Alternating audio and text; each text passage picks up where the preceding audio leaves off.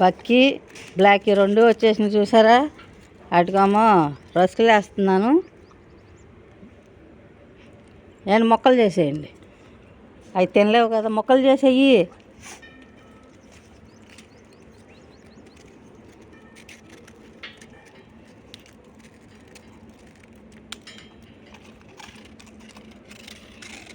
కొంచెం ఆకలి ఆకలి అంటూ ఉన్నాయి.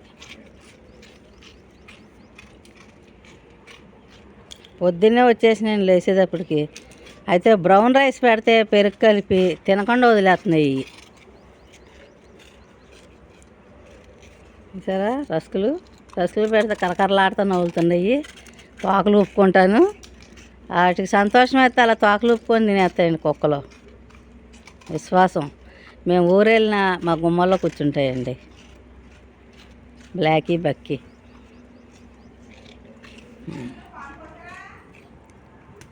ఇంకా ఇవ్వలేదండి, తెప్పలా పెట్టాను. కొబ్బరి నూనెతో ఆనపకాయ కూర.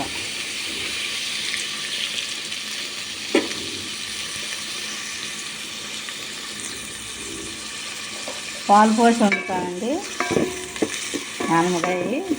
అందుకే పోపు దినుసులు వేయలేదు. పాలు పోసి వండేటప్పుడు పోపు దినుసులు వేయక్కర్లేదండి ఆనపకాయ కూరలో. కరివేపాకు కూడా అక్కర్లేదు, మేము వేసుకోము. అలాగే వైట్ రైస్ ఉడుకుతుంది. బ్రౌన్ రైస్ కడిగి పెట్టా. ఇది 20 నిమిషాల వరకు నానాలి బియ్యం. నానితే కానీ చక్కగా అన్నం ఉడుకుద్దండి. ఇది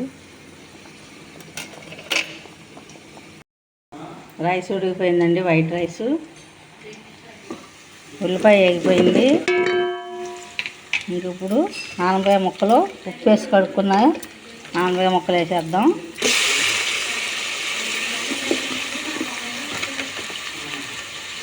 పాలు పోసి వండుతాను. పసుపు, సాల్ట్. ఆనపకాయ కూరలకు తక్కువే పడుతుందండి సాల్ట్.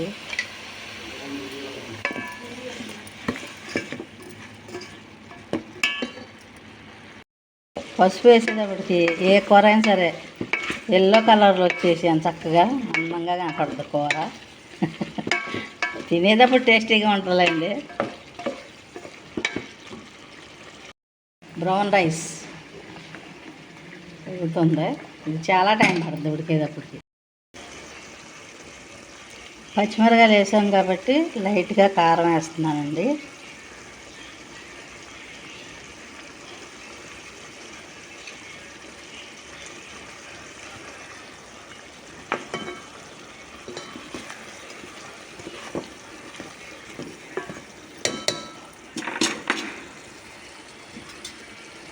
ముందుగా కొంచెం నీళ్ళు పోసేసి కొంచెం ఎగిరాక అప్పుడు లాస్ట్లో పాలు పోసుకోవాలండి ఆనపకాయ కూరలోకి.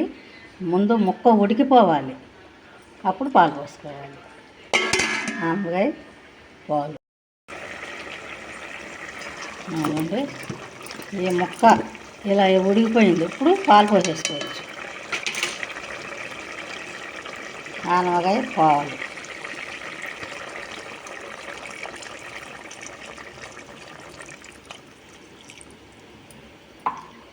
ఇది పాలు పోసిన కూర వేడివేడిగా ఉన్నప్పుడే తినేయాలండి. అన్నంలోకి, చపాతీలోకి కూడా బాగుంటుంది.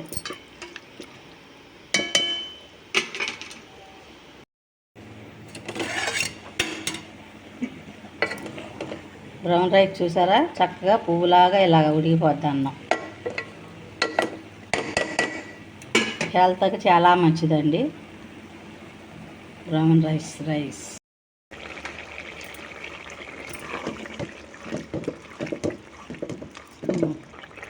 ఉడికిపోయిందండి కూర.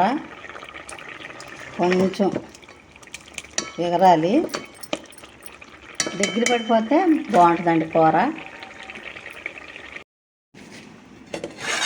Brown rice, white rice.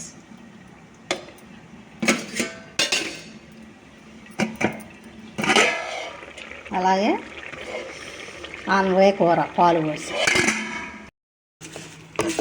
ఈ పోపు దేనికో చెప్పండి. జీడిపప్పు, వేరుశనగ గుళ్ళు, కరివేపాకు, ఆవాలు, జీలకర్ర, పచ్చెనపప్పు, మినపప్పు, పచ్చిమిర్చి, నూనె ఎంత చక్కగా కనపడుతుంది కంటికి ఇంపుగా. ఈ పోపు దేనికో కామెంట్ చేయండి.